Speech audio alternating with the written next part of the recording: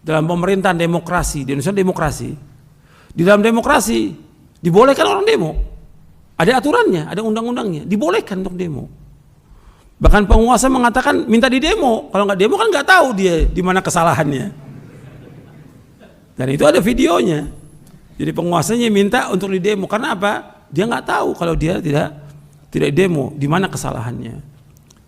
Undang-undang ada, mereka undang-undang ada, nggak boleh dia dibunuh karena dibolehkan untuk undang-undang untuk demo. Kalau syariat Islam nggak boleh demo, tidak boleh. Apakah demo damai atau yang lainnya nggak boleh dalam Islam.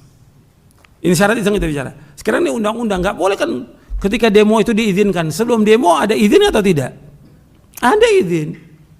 Pemerintah mengizinkan. Kalau sudah diizinkan dibunuh. Kan ini kezaliman. Kan mesti ada hukuman. Apakah orang itu kalau memang dia ngerusak, ya dikasih hukuman. Ada pengadilan kan dia. Ditangkap dulu, diadili, nggak langsung dibunuh. Jadi ini harus diperhatikan. Sebab kalau dibilang boleh dibunuh, antum membolehkan membunuh nyawa kaum muslimin, nggak boleh. Yang demo-demo kan orang Islam, karena mereka nggak tahu tentang hukumnya dalam syariat, mereka nggak tahu, jahil. Kemudian juga undang-undang membolehkan untuk itu. Jadi jangan dibunuh, dihukum mereka. Kalau memang mereka salah, melanggar ketentuan dari undang-undang itu, dia hukum, nggak langsung dibunuh. Kalau sekarang kan enggak, main bunuh aja, nggak boleh dalam Islam. Ini nyawa kaum muslimin. Kan seperti membunuh semua orang.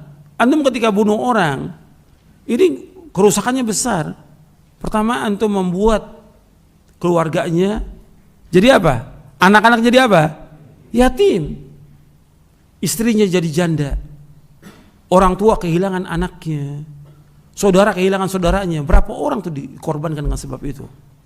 Yang tadinya umpamanya dia punya usaha, punya yang bisa membiayai anaknya, istrinya, orang tuanya, hilang tuh dengan terbunuhnya dia. Apa enggak zalim itu? Harus pikirkan seperti itu. Banyak lagi yang lainnya. Supaya juga orang berhati-hati, jangan gampang-gampang menumpahkan darah kaum muslimin. Hatta dia sebagai petugas, nggak boleh. Karena ada aturannya. Ini nyawa kaum muslimin yang harus dia perhatikan masalah ini. Dan juga kepada yang lain juga hati-hati. Demo dalam syariat Islam nggak dibenarkan. Dan itu ada penjelasannya para ulama tentang masalah itu. Nggak akan membawa juga kepada kemaslahatan. Semua demo membawa kepada kerusakan. Jadi itu harus diperhatikan. Nggak ada manfaatnya membuang waktu dengan sia-sia. Kalau seandainya mau menasihati penguasa, datangi sesuai dengan syariat, bukan dengan demo.